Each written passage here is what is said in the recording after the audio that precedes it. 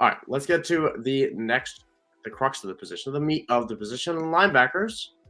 Linebackers. Last week, we brought up the Raiders duo. We talked about Jayon Brown and Luke Masterson. Really more so Jayon Brown, with Luke Masterson being an option if Denzel Perryman did miss. Perryman returned. Jayon Brown only had 4 tackles, 3 solo. A little bit disappointing. He had a QB hit, yeah, but he did have the usage. He did have 62 snaps.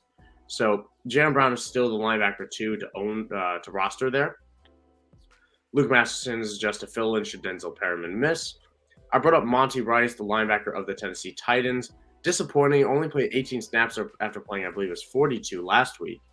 And Dylan Cole played ahead of him, who had a 32 PFF grade, so I'm not really sure why they continue to line up there. But the Titans linebacker position, it continues to be a little bit unpredictable, a little bit rotational, especially in the secondary as well. It's just the way Mike Vrabel's running this unit this year, and it's kind of difficult to predict for anyone not named David Long. And the last name was a big hit with Tyrell Dodson, who's filling in for Tremaine Edmonds in Buffalo. 9 solo tackles, 4 assisted tackles for a total of 13. Gotta love that. You could play him as long as Tremaine Edmonds misses time, and he did re-aggravate that groin last week. So lots to unpack in Buffalo. But we talked about this guy a couple weeks ago, but you put him down again for good reason, Axton. You want to take it away with our first line? I went around and looked at all my IDP leagues, and this guy's pretty well available in most, if not all of them still. Caden Ellis, linebacker for the New Orleans Saints, filling in for Pete Werner in the last couple of weeks. As you mentioned, we did bring him up, but if he's out there, we got to grab him. They just filling in for the last 2 weeks. This last week, week 11, he had 10 tackles, a sack and a half, which led to a tackle for a loss and a couple of hits on the quarterback, and even got a pass deflection in there this last week. And that's all on 59 snaps. So he's definitely getting the work and the production. That's pretty much the 2 big things there in IDP. Is that's half the battle is just getting the snaps, and the other half is just finding the people that can produce with those snaps. And so he's definitely taking advantage of this opportunity. That would be this last week was the second week. In week 10, he had 7 tackles, a sack, quarterback hit, tackle for a loss, and even a forced fumble. So Caden Ellis is definitely on a tear as a replacement for Pete Werner, and I think so long as Pete's sidelined, keep an eye on him this week. If he returns to practice, just kind of monitor the situation. But he didn't practice at all last week, so it kind of leads me to believe that they might be a little more cautious moving forward, at least for week 12. Yeah, he did.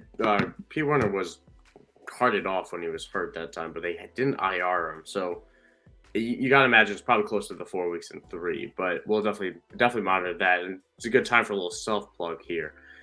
This is why you should follow our Twitters, myself at Michael__Sicoli, as well as Axton at Harding_3. The Ellis was one of my prop picks for the week for IDP for DraftKings. They put his tackle on 5.5, and I know myself as well as at Master IDP, Leo McNeely, who works for the IDP Guys, does a bunch of amazing things for us.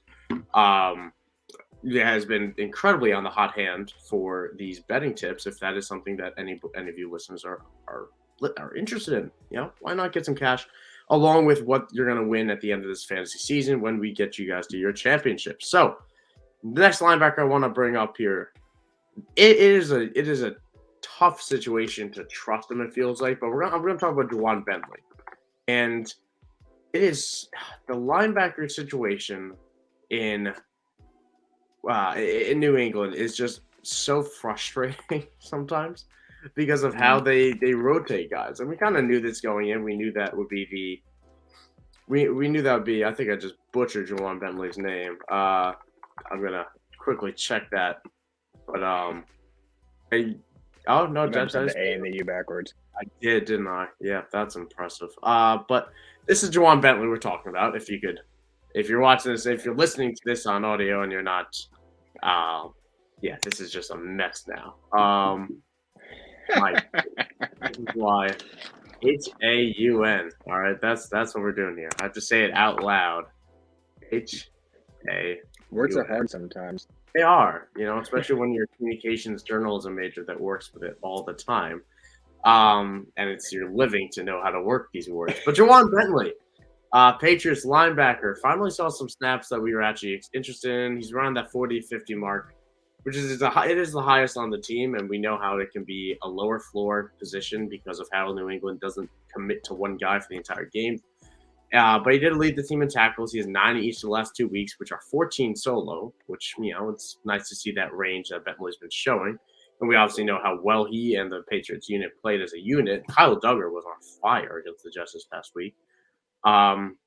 It's a good opportunity here this coming week against Minnesota because we've seen Minnesota be a team that stays on the field offensively outside this past week. So that leaves a lot of opportunities for guys like Juwan Bentley to make this more of a stable thing.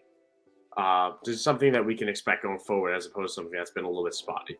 And what's up, Will? I see in the chat there. We will get to your question right after we go through defensive backs. So no, you have not missed defensive backs yet. We're going to get to that pretty much right after this, actually, aren't we? Yeah, we're about to move on. I know you put down Juwan Bentley. Did you have any thoughts right there? Or no, you pretty well hit it all for me. It's not really in a pretty situation there in New England, but he does seem to be making at least making himself somewhat fantasy relevant, even with the rotational linebacker field they got.